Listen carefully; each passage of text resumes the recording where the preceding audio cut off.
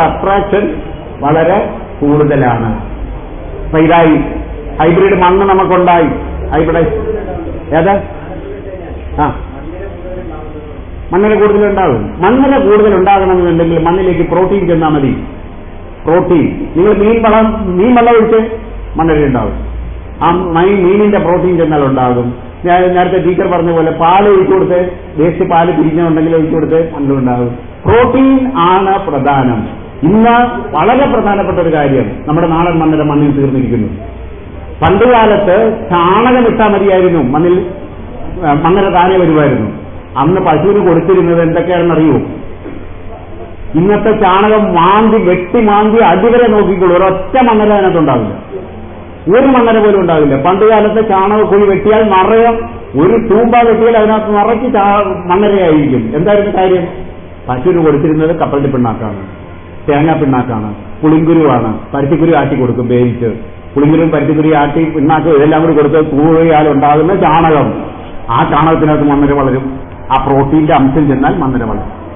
നമ്മളല്ലെങ്കിൽ protein വേറെ കൊടുക്കണം, അല്ലെങ്കിൽ നമ്മുടെ നാട്ടിലെ നാടൻ മണ്ണര തീർന്നു പോകും, കംപ്ലീറ്റ് ആയിട്ട് തീർന്നു പോകും. പ്രോട്ടീൻ ആണ് പ്രധാനം. മീൻവളം ചേർത്താൽ വരും. അപ്പൊ അത് മനസ്സിലായിക്കൊള്ളുക. ഇനി എന്താ വേണ്ടത്? ഇനി ഇതാണ് പ്രശ്നം. കീടങ്ങളെ നിയന്ത്രിക്കണം. കീടം എന്ന് പറയുന്ന ഒരു ജീവി ഈ ഭൂമുഖത്തില്ല. പ്രകൃതി ഒരു ജീവിയെയും അനാവശ്യമായി സൃഷ്ടിക്കപ്പെട്ടിട്ടില്ല. ഒരു ജീവിയും ഇവിടെ അനാവശ്യമായി സൃഷ്ടിക്കപ്പെട്ടിട്ടില്ല. അതുപോലെ തന്നെ ഒരു ജീവിയും അനധികൃതമായി പെരുകാനും പ്രകൃതി അനുവദിക്കത്തില്ല. ഒരു പ്രകൃതിയുടെ സന്തുലിതാവസ്ഥ, ഇക്കോളജിക്കൽ ബാലൻസ് നിലനിർത്തിയിട്ടുണ്ട്. ഒരു ജീവിയെ മറ്റൊരു ജീവി തിന്നും, എണ്ണം പെരുകില്ല, ഒരു നിയന്ത്രിതമായ റേറ്റില് നിലനിർത്തും. അപ്പൊ കീടം എന്ന് പറഞ്ഞാൽ ഏതെങ്കിലും ഒരു ജീവി, ഭൂമിയിലെ ഏതെങ്കിലും ഒരു ജീവി പ്രകൃതിയുടെ സന്തുലിതാവസ്ഥ വിട്ട് അനധികൃതമായി പെരുകിയാൽ ആ ജീവിയാണ് കീടം. ഇന്ന് ഈ ഭൂമിയിൽ പ്രകൃതിയുടെ സന്തുലിതാവസ്ഥ വിട്ട് അനധികൃതമായി പെരുകിയ ജീവി ഏതാണ്? ആരാണ്? മനുഷ്യനാണെങ്കിൽ ആരാണ് കീടം? ആരാണ് ഇവിടുത്തെ കീടം? മനുഷ്യനൊഴിച്ചുള്ള സകല ജീവജാലങ്ങളുടെയും സസ്യജാലങ്ങളുടെയും കണ്ണിൽ നിന്ന് ആരാണ് കീടം? ഈ ഭൂമിയിൽ നോക്കുമ്പോൾ ആരാണ് കീടം? മനുഷ്യനാണ് കീടം.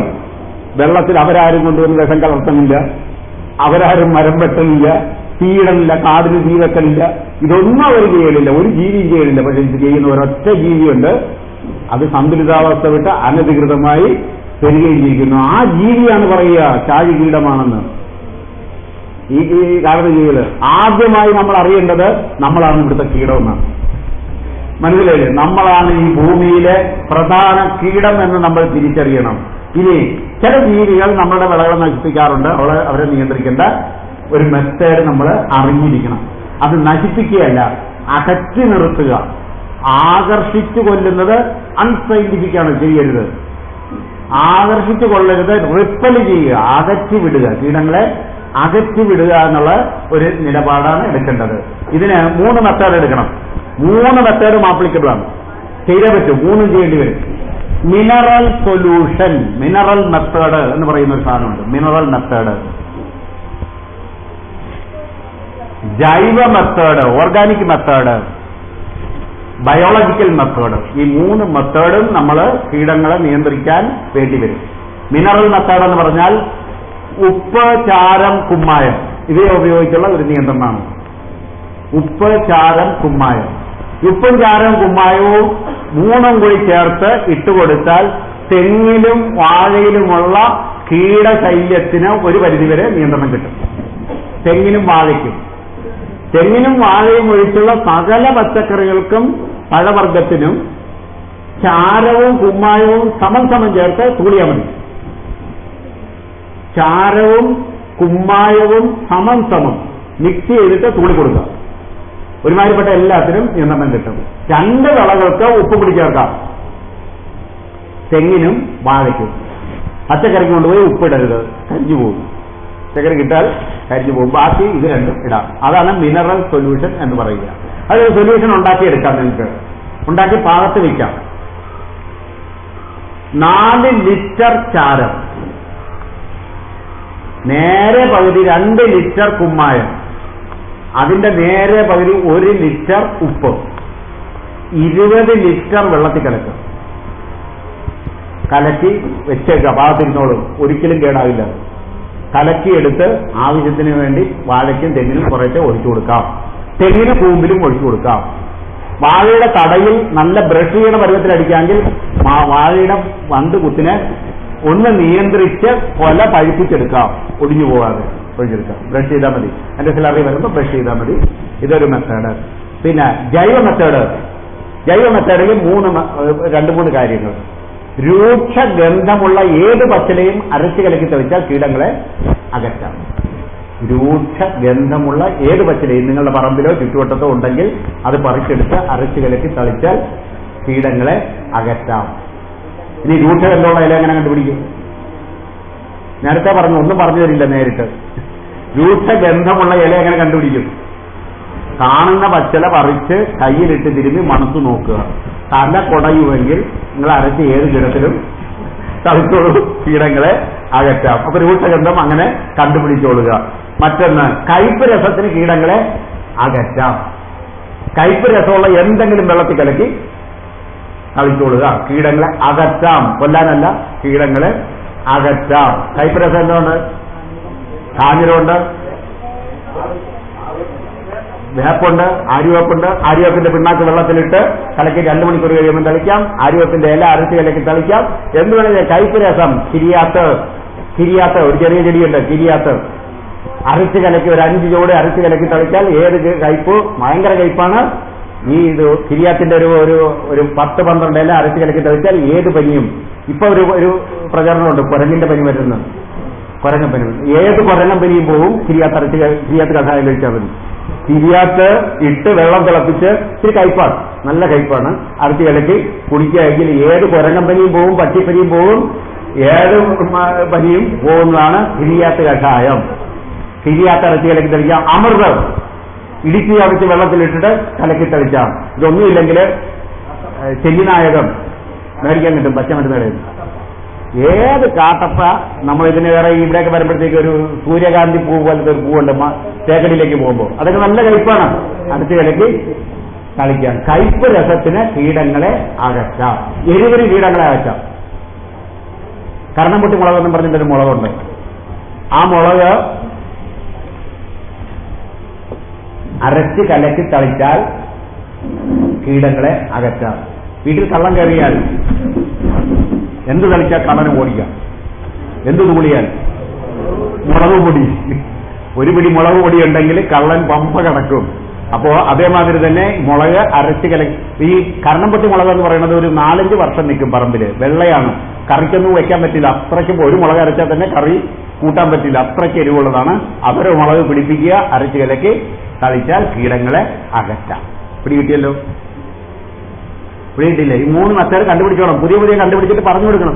അടുത്ത സംഗമത്തിന് വരുമ്പോ നിങ്ങൾ കണ്ടുപിടിച്ച ഒരു കയ്പ്, നിങ്ങൾ കണ്ടുപിടിച്ച ഒരു എരിവ്, നിങ്ങൾ കണ്ടുപിടിച്ച ഒരു രൂക്ഷഗന്ധം ഏതലയാണെന്ന് ബാക്കിയുള്ള കൃഷിക്കാരുമായി പങ്കുവയ്ക്കണം, പറഞ്ഞു കൊടുക്കണം, അന്വേഷിക്കണം, നിരീക്ഷിക്കണം, കണ്ടുപിടിച്ച് എടുക്കണം.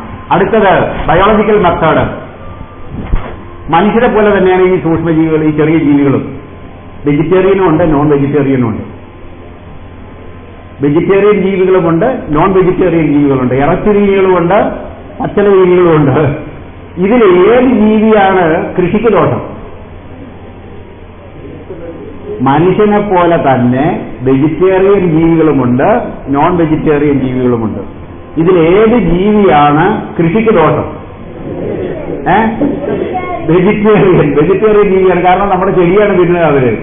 അതിനാരാ തിന്നുക? അവര് നോൺ വെജിറ്റേറിയൻ ജീവികളാണ് തിന്നുക. വെജിറ്റേറിയൻ ജീവികളെ തിന്നുന്നത് നോൺ വെജിറ്റേറിയൻ ജീവികളാണ്. അപ്പൊ വെജിറ്റേറിയൻ ജീവികളെ നിയന്ത്രിക്കാൻ ആരെ കൃഷിയിടത്തിൽ ഉണ്ടാവണം? എതിർപ്രാണികൾ, അല്ലെങ്കിൽ ജീവികളെ തിന്നുന്ന ജീവികൾ ഉണ്ടാവണം, കൃഷിയിടത്തിൽ ഉണ്ടാവണം. മിഷറ് അല്ലെങ്കിൽ പുളിയുറുമ്പ്, അത് ജീവികളെ പ്രതി തിന്നുന്നതാണ്. ഇതുപോലെയുള്ള ട്രെയിൻ മാൻറ്റിസ്, ഇതെല്ലാം കൃഷിയിടത്തിൽ ഉണ്ടാവണം. ഉണ്ടായാൽ കീടങ്ങൾ ഓട്ടോമാറ്റിക്കായിട്ട് നിയന്ത്രിക്കണം. പക്ഷികൾ, ഒരുമാതിരിപ്പെട്ട സകല പക്ഷികളുടെയും ജോലി. ജീവികൾ, തുമ്പികൾ ഒരു ജോലിയാണ്. മാടത്തെ എന്താ തിന്നുക?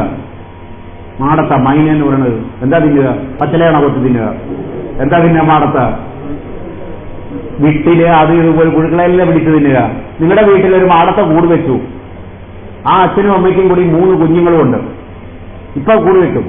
മഴക്കാലം വരുമ്പോഴത്തേക്ക് കുഞ്ഞുങ്ങളെ ഇറങ്ങേണ്ടതാണ്. 3 കുഞ്ഞുങ്ങളും 5 പേർക്ക്, അച്ഛനും അമ്മയ്ക്കും 3 കുഞ്ഞുങ്ങൾക്കും കൂടി 1/2 കിലോ കീടങ്ങൾ വേണം. അവരെവിടുന്നായിരിക്കും പെറുക്കുക? നമ്മുടെ കൃഷിയിടത്തിൽ നിന്നല്ലേ. മാടത്തയുടെ കൂട് വെക്കാൻ ഒരു കൂടുണ്ടാക്കി മുറ്റത്ത് വെക്കുക. ഏതെങ്കിലും തെങ്ങിന്റെ പൊക്കത്തിലോ മരവിന്റെ കൊമ്പിലോ വെച്ചു കൊടുക്കുക. മാടത്ത് വന്ന് നിങ്ങൾ ഒരു കൂട് വെച്ചു കൊടുത്ത് താഴെ ഇറങ്ങുന്നതിന് മുമ്പ് അവർ വന്നത് പരിശോധിക്കും, കൊള്ളുകയില്ലെന്ന്. പറ്റിയ കൂടാണെങ്കിൽ അവർ അതിനകത്ത് കയറി കൂട് വെക്കും. അതിൽ 3 മുട്ട വിരിഞ്ഞു കഴിഞ്ഞാൽ തീർന്നു, നമ്മുടെ ഭാഗത്ത് മുഴുവൻ പെറുക്കും. ഓലഞ്ഞാലി എന്താ പെറുക്കുക? ഓലഞ്ഞാലി ഓലയിൽ ഞാന്ന് കിടന്ന് പെറുക്കണത് എന്താ പെറുക്കുക? ടെയിലർ ബേൾ എന്ന് പറയുന്ന വെറ്റി വെറ്റി വെറ്റി എന്ന് പറഞ്ഞ് അടിക്കുന്ന വാല് കുലുക്കിക്കൊണ്ട് പറക്കുന്ന ഒരു 2 ഗ്രാമുള്ള ഒരു കിളിയുണ്ട്, അടക്കാക്കിളി. അത് ഇലയുടെ ചാർത്തിലുള്ളത് പുഴുക്കളെ പെറുക്കും. മരം കൊത്തി എവിടുത്തെ പുഴുക്കളാണ് പെറുക്കുക? തടിയേലിരിക്കാനാണ് അതിന്റെ ഡിസൈൻ. തടിയേൽ കറങ്ങി കറങ്ങി നടന്നിട്ട് കോളുകൾ കൊത്തി കൊത്തി നോക്കും. ദോരമുണ്ടെങ്കിൽ അതിനകത്ത് പുഴുണ്ടെങ്കിൽ ചെവഞ്ഞെടുക്കും. ഇനി കരിയിലെ കിളി എവിടുന്ന? കരിയിലെ മരത്തിന്റെ മേളിൽ നിന്നാണ് പെറുക്കുക. മണ്ണിലിറങ്ങിയിട്ട് തപ്പിച്ചിട്ട് നടന്ന് ഓരോ ഇലയും മറിച്ചിട്ടിട്ട് അതിന്റെ അടിയിരിക്കുന്ന പുഴുവിന് ജീവികളെ പിടിച്ച് അവർ തിന്നും. കാക്കത്തമ്പരേറ്റി എങ്ങനെ പിടിക്കുക? മരത്തെ കൊത്തു നോക്കിയിട്ടാണോ പിടിക്കുക? അല്ല, പിന്നെ എങ്ങനെയാണ്? മണ്ണിൽ നടന്നാണോ പിടിക്കുക? പിന്നെയോ പറന്ന് നടക്കുന്ന ഒരു വീട്ടിൽ ഇവിടുന്ന് അങ്ങോട്ട് പറഞ്ഞിട്ടുണ്ട് അവൻ റാഞ്ചി പിടിക്കും. അപ്പൊ നിങ്ങളൊരു കാര്യം നോക്കിയാൽ നിങ്ങൾക്ക് മനസ്സിലാവും. ഇലച്ചാർത്തിൽ നിന്നും പിടിക്കുന്ന കുറെ വിഭാഗം, മരത്തിൽ നിന്നും പിടിക്കുന്ന കുറെ വിഭാഗം, മണ്ണിൽ നിന്ന് പിടിക്കുന്ന കുറെ വിഭാഗം, പറന്ന് നടക്കുന്നവരെ. ഈ പക്ഷികളെല്ലാം പ്രകൃതിയുടെ സ്വാഭാവിക ബയോളജിക്കൽ കൺട്രോൾസ് ആണ്. കൃഷിയിടത്തിലേക്ക് സകല കിളികളും, ഉപ്പൻ എല്ലാ കിളികളും കൃഷിയിടത്തിലേക്ക് വരാൻ ആകർഷിക്കുക. Natural biological control. കീടനിയന്ത്രണത്തിന് ശാശ്വത പരിഹാരം എന്ന് പറയുന്നത് നാച്ചുറൽ ബയോളജിക്കൽ കൺട്രോൾ ആണ്. ഇതിലൂടെ മാത്രമേ നമുക്ക് ശാശ്വത പരിഹാരം കിട്ടുകയുള്ളൂ. കുറെ ജീവികൾ തിന്നട്ടെ, കുറച്ച് പുഴുവൊക്കെ തിന്നോട്ടെ. സകല കൃഷിക്കാരോട് ഞാൻ ഒരു കാര്യം പറയാറുണ്ട്. എല്ലാവരും ഒരു നന്ദ്യാർവട്ടം വളർത്തുക. എല്ലാവരും അവരവരുടെ വീടിന്റെ മുറ്റത്ത് ഒരു നന്ദ്യാർവട്ടം. നന്ദ്യാർവട്ടം എന്ന് പറഞ്ഞാൽ എന്താണെന്ന് അറിയാവോ? കേട്ടിട്ടുണ്ടോ? കണ്ണിന് ഇത് വരുമ്പോഴത്തേക്ക് കണ്ണിന് പൂവ് അതിനകത്ത് വെള്ളത്തിലിട്ട് കണ്ണിൽ ഒഴിക്കുന്ന സാധനം, ചെടി. നന്ദ്യാർവട്ടം വളർത്തുക. നല്ല പച്ചപ്പ് കരുത്തോടെ നിൽക്കുന്ന നന്ദ്യാർവട്ടം ഒരു ദിവസം നോക്കുമ്പോൾ നിറച്ച് പുഴുക്കളായിരിക്കും. ആ ഇലയെല്ലാം മടക്കിയിട്ടുണ്ടാവും. ഒരു 3 ദിവസത്തിനുള്ളിൽ ഒരൊറ്റ ഇലയില്ലാതെ ഇല മുഴുവൻ പുഴുക്കൾ തിന്നും. നിങ്ങളാരും എന്തെങ്കിലും ചെയ്യാറുണ്ടോ അതിന്? നന്ദ്യാർവട്ടത്തിന് ആരെങ്കിലും മരുന്നടിക്കാറുണ്ടോ? ഒരു 3 ആഴ്ച കഴിഞ്ഞാൽ വീണ്ടും വരുവോ വരികയില്ലേ? ഒരൊറ്റ ഇലയില്ലാതെ സകലതും തിന്നാലും കുറച്ച് ദിവസം കഴിയുമ്പോൾ അതിനേക്കാളും പണ്ടത്തേക്കാൾ 10 മടങ്ങ് കരുത്തോടെ അവര് ഓടിച്ചു വരും. ഒരു നിയന്ത്രണം നിങ്ങൾ ചെയ്തതല്ല, ആരും ഒന്നും ചെയ്തതല്ല. അതൊരു പാഠമായിരിക്കണം കൃഷിക്കാരന്. ഒരു പൂമ്പാറ്റ പരാഗണം നടത്തുന്നു. ഒരു ചെടിയിൽ ഒരു പൂവിൽ നിന്നും മറ്റൊരു പൂവിലേക്ക് പറന്നടന്ന് തേൻ കുടിക്കുന്നതോടൊപ്പം പരാഗണങ്ങൾ നടത്തി കുറെ കായ്കൾ ഉണ്ടാക്കി നമുക്ക് തരുന്നു. ഈ പൂമ്പാറ്റയുടെ ചിത്രശലഭത്തിന്റെ കുഞ്ഞുങ്ങൾക്ക് വളർച്ചാ പീരീഡിൽ പുഴുവായിരിക്കുന്ന സമയത്തേക്ക് ഒരു 4 പച്ചല വേണം, തളിരില കൊടുക്കാൻ തയ്യാറുണ്ടോ? നമ്മൾക്ക് വേണ്ടി പരാഗണം നടത്തി കായ്കൾ ഉണ്ടാക്കി തരുന്ന ചിത്രശലഭങ്ങളുടെ കുഞ്ഞുങ്ങൾക്ക് ഒരു 3-4 ഇല അവരുടെ കുഞ്ഞുങ്ങൾക്ക് വേണം. കൊടുക്കാൻ നമ്മൾ തയ്യാറുണ്ടോ? തയ്യാറല്ല. അത് തന്നെയാണ് പ്രശ്നം. മനസ്സിലായില്ലേ? അവിടെ ഞങ്ങൾക്ക് വലിയ അഴീക്കൽ കടലോരത്ത് സുനാമി അടിച്ചു. സുനാമി അടിച്ചപ്പോഴത്തേക്ക് ആ വീട്ടിൽ ആ പ്രദേശം മുഴുവൻ അഴിച്ചുകൊണ്ടുപോയി, മനുഷ്യരെ കൊണ്ടുപോയി. പിറ്റേ ദിവസം ശിവപ്രസാദ് മാസ്റ്റർ ഉൾപ്പെടെ കണ്ണൂരിൽ നിന്നും വന്ന ഒരു ടീം ഞങ്ങൾ വലിയ അഴീക്കൽ പോയി. വലിയ അഴീക്കലൂടെ കടലോരത്തുകൂടി നടക്കുന്ന സുനാമി വന്ന സ്ഥലത്ത് അകല വീടുകളും തകർത്തിട്ടിരിക്കുന്നു. ശ്മശാനം, ഒരു മനുഷ്യനെ കാണാനില്ല.